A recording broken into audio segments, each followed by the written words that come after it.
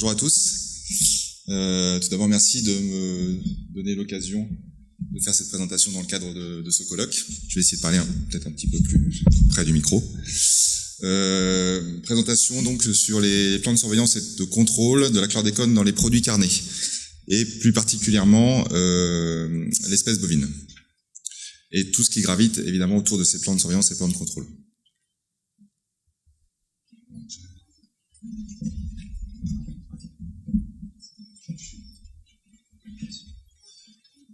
Voilà. Alors un sommaire assez simple. Tout d'abord, des aspects assez généraux sur les PSPC, la réglementation dans les produits carnés. Ensuite, je vous présenterai les résultats de l'étude triplée bovin qui a été évoquée ce matin. Je vous présenterai ensuite le bilan sur les plans de surveillance et plans de contrôle 2017. Et ensuite, en termes de perspective, la notion d'évolution de la réglementation et des plans de contrôle. Alors un rappel tout d'abord de définition au niveau des VTR et des LMR. Tout ça pour relier bien les deux, sachant que voilà, la VTR est un indice toxicologique qui permet, par comparaison avec l'exposition, de qualifier un risque pour la santé humaine. Les valeurs retenues pour la chlordécone sont mises ici et elles ont été confirmées récemment dans le rapport Canary de l'ANSES. Rappel sur la notion de VTR, qui est la quantité de substance que peut ingérer quotidiennement un individu moyen pendant toute la durée de sa vie sans risque pour sa santé. Ensuite, on a la notion de limite maximale de résidus, qui est un outil réglementaire qui définit la concentration maximale de résidus de pesticides autorisés légalement dans ou sur les denrées alimentaires pour un couple de substances denrées. Ça tient compte de la toxicité de la substance et de l'exposition du consommateur, donc de sa consommation. Elle est fixée de telle sorte que la VTR chronique ne soit pas dépassée. Alors quand on parle de LMR, on parle ensuite de contrôle, voilà, et de contrôle officiel. C'est-à-dire que la protection de la population passe notamment par le contrôle. Ça fait partie d'un dispositif général d'évaluation et de maîtrise de la sécurité sanitaire des aliments.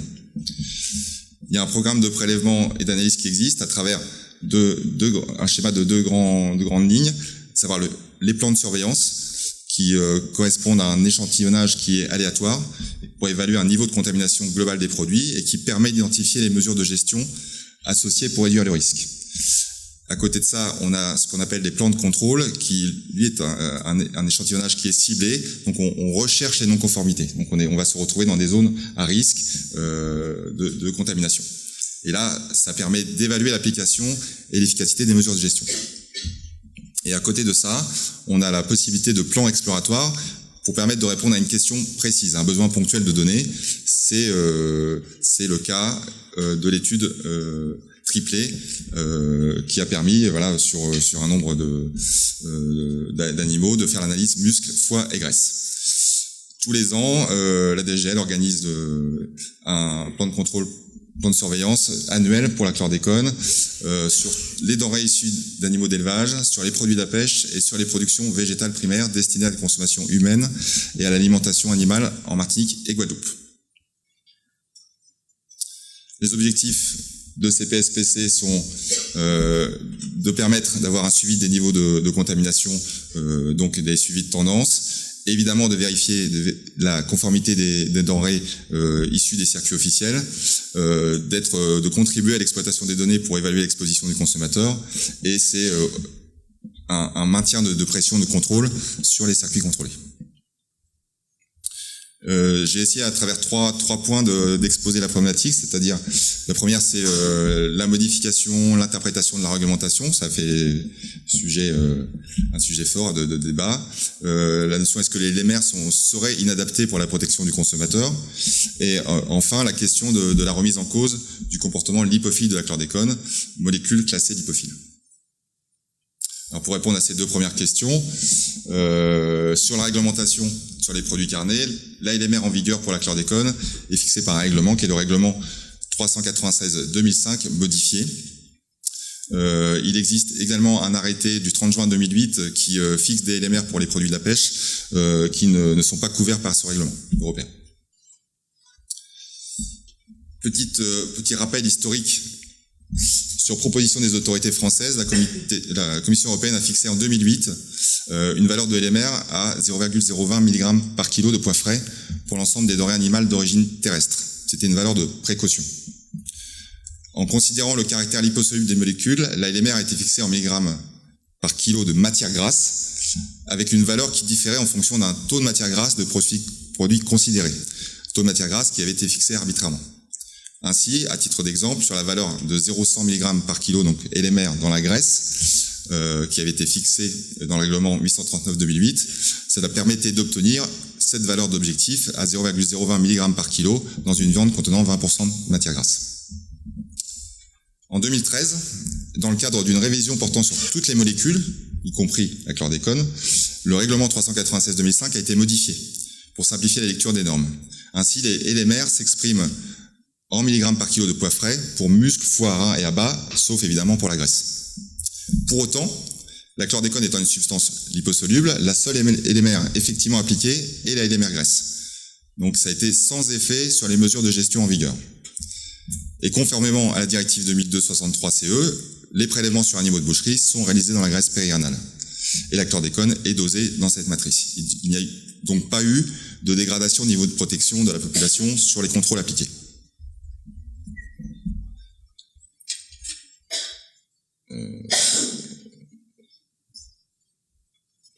Concernant ça fait écho donc à ce qu'a dit Jean-Luc tout à l'heure, et j'ai remis des conclusions de l'étude Canary sur l'exposition des consommateurs des Antilles au chlordécone. Résultat de l'étude Canary, les produits carnés sont des faibles contributeurs de l'exposition. Les viandes hors volaille sont moins de 10% de la contribution à l'exposition à la chlordécone. Dans les conclusions, il a été dit que les LMR en vigueur dans les denrées alimentaires d'origine animale apparaissent donc suffisamment protectrices. Il est dit également qu'une réduction des LMR dans les denrées alimentaires d'origine animale ne permettrait pas d'abaisser les expositions au chlordécone, car cette exposition est très majoritairement liée à la consommation des denrées issues des circuits informels, ce qu'a très bien expliqué Jean-Luc, où le respect des LMR n'est pas assuré. L'agence considère donc plus pertinent d'agir sur des recommandations de consommation plutôt que par un abaissement des LMR. Pour autant, il faut donc accentuer le travail sur tout ce qui est respect de recommandations de consommation, ce qui n'empêche un maintien d'une pression de contrôle sur tout ce qui est circuit formel et informel. Pour en venir maintenant à l'étude triplée sur bovins, des premières analyses avaient été réalisées entre 2011 et 2013 qui semblaient montrer une répartition différente de la chlordécone dans les différents tissus de bovins. Dans l'introduction de ce matin, il a été dit que cette molécule était particulière et elle le montre à cet effet. La chlordécone semblait donc se concentrer davantage dans le foie et le muscle que dans la graisse. Il y a eu donc nécessité d'une étude de plus grande ampleur sur des triplés, graisse, muscle, foie, de bovins, afin d'établir des liens de corrélation de la teneur en chlordécone entre les différents tissus. Ainsi, 200 animaux, donc 200 triplés, ont été confiés au LNR monorésidu pour analyse, avec une étude complémentaire en cours sur des échantillons de sang pour une mise au point éventuelle d'un test de dépistage. Vous avez ici la répartition des échantillons, donc 200 triplés, ça fait 600 analyses, 600 échantillons. La méthode utilisée était la méthode officielle du laboratoire national de référence, qui était validée selon la norme V0310. Vous voyez ici à travers un profil d'exactitude. La méthode a permis d'obtenir des limites de détection pour la graisse, foie et muscle, et ce qui est nettement plus important à noter, c'est une limite de quantification qui est relativement faible, donc à 3 microgrammes par kilo. Les résultats sont affichés ici, à savoir que dans le traitement réalisé, l'ensemble des données quantifiées qui étaient inférieures à LQ n'ont pas été considérées. Un petit truc. Les résultats montrent une corrélation significative et forte entre les concentrations retrouvées dans les 3 matrices d'un même animal et des facteurs de corrélation semblables pour la Martinique et la Guadeloupe. On a ainsi des facteurs de corrélation qui confirment que le foie concentre davantage la chlordécone que la graisse. Cela remet donc en cause le caractère liposoluble de la molécule, et ces facteurs de corrélation peuvent être utilisés pour estimer la concentration en chlordécone dans le muscle et le foie à partir des concentrations mesurées dans la graisse. Autre résultat secondaire, il n'a pas été possible d'établir de corrélation entre la teneur en chlordécone et l'âge de l'animal, ce qui répond à l'idée de possibilité de décontamination dans le temps des animaux. Il n'a pas été aussi mis en évidence de corrélation entre la teneur en chlordécone et le sexe de l'animal. Autre chose intéressante, la proportion des résultats quantifiés, donc je rappelle la LQ assez faible, est beaucoup plus importante pour les échantillons provenant de Martinique que pour ceux en provenance de Guadeloupe.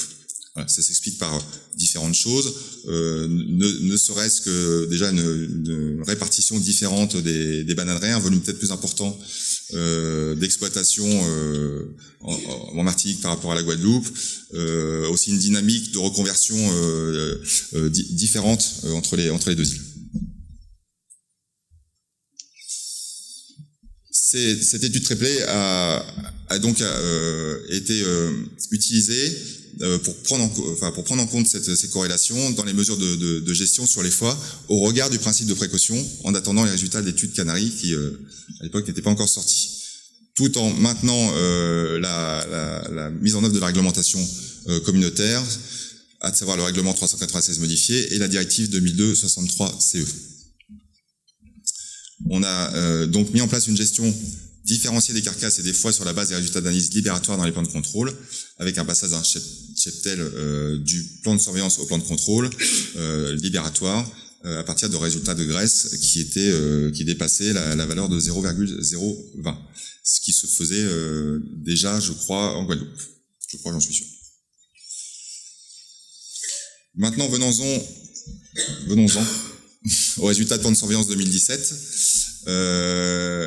Et vous allez le voir, aussi bien en Guadeloupe et Martinique, on a un taux de non-conformité des prélèvements de graisse qui est très très faible. On a eu sur l'année 2017 pour plus de 500 échantillons, 500 prélèvements analysés, 2 non-conformités réglementaires sur la graisse de bovin en Guadeloupe, et on a eu une seule non-conformité sur 150 prélèvements en Martinique. Donc un taux de non-conformité, vous voyez, de 0,4 et 0,7% pour les deux îles. Quand on arrive sur les plans de contrôle, donc je vous rappelle, on cible cette fois-ci, on va rechercher la non-conformité. Sur 327 prélèvements réalisés, 6 non-conformités ont été mises en évidence. Donc un taux de non-conformité de 1,8% pour la Guadeloupe. En ce qui concerne la Martinique, 4 non-conformités sur 323 échantillons. Là aussi, un taux de non-conformité de 1,2%. Si on va un petit peu plus loin et qu'on s'intéresse au bilan sur les 3 dernières années, on se rend compte qu'on a un taux de conformité sur 3 années consécutives qui est très fort. Voilà, 99% en Guadeloupe et 98% de conformité en Martinique. Et je note également qu'aucune non-conformité n'a été établie sur 3 ans sur les ovins caprins et sur la volaille. Et une seule conformité a été établie sur les porcins en Martinique. Donc avec un taux de non-conformité de 2%. Voilà, ça résume un peu la situation des circuits contrôlés sur les deux îles. Pour ce qui est des conclusions et des suites attendues, décision a été prise de garantir le respect de LMR à 0,020 mg par kilo de poids frais dans la viande. Donc de baisser cette valeur pour augmenter le maintien de pression des plans de contrôle. On a ainsi demandé à l'ANSES de déterminer la teneur en chlordécone mesurée dans la graisse pour ne pas dépasser cette limite de 0,020 mg par kilo dans le muscle. Ce qui va entraîner la modification à venir de l'arrêté de 30 juin 2008 relatif au LMR applicable aux résidus de chlordécone pour permettre de garantir, dans l'état des connaissances actuelles, le respect de la LMR à 0,020 mg par kilo de poids frais dans la viande. Et cette modification ne concernera que la viande bovine, issue des résultats triplés, pour laquelle il y a eu une expertise spécifique récente. D'autres études seront à venir sur les autres espèces, porcins et ovins, pour décider de l'avenir, du choix des LMR. Si on fait un focus et qu'on revient sur l'étude triplée, avec la valeur à 0,100 mg par kilo dans la graisse, on voit que l'objectif, l'abaissement de l'LMR, entraînera certainement une augmentation du nombre de saisies qui contribueront à augmenter la protection du consommateur. On le voit, et quand on voit la partie sur les foies, avec plus de 47,5% de dépassement de ce seuil, il a été décidé dans l'instruction technique à venir, donc des PC 2019, une analyse sur graisse avec une valeur de gestion pour les carcasses de bovins permettant d'atteindre des concentrations dans les muscles bovins inférieures à 0,020 mg par kilo de poids frais. Compte tenu de la part importante de foies susceptibles d'être écartées dans le cadre d'un plan de contrôle, les foies seront systématiquement retirées dès lors que la teneur mesurée dans la graisse de la carcasse correspondante sera supérieure à la LQ, donc quand il y aura quantification. Il a été également décidé une augmentation de 30% en 2019 du nombre de contrôles en matière de détection de chlordécone des denrées, y compris sur le secteur informel, sur tout ce qui est produits de la mer, végétaux et viande. Et enfin, l'ANSES a été saisi pour déterminer une valeur critique d'imprégnation de la population à la chlordécone, de réexaminer les VTR que j'ai présentés en début de présentation, pour prendre en compte les dernières études épidémiologiques et voir si il y a nécessité de faire évoluer ces VTR, ce qui conduira là encore éventuellement à modifier les LMR. Voilà, je vous remercie de votre attention.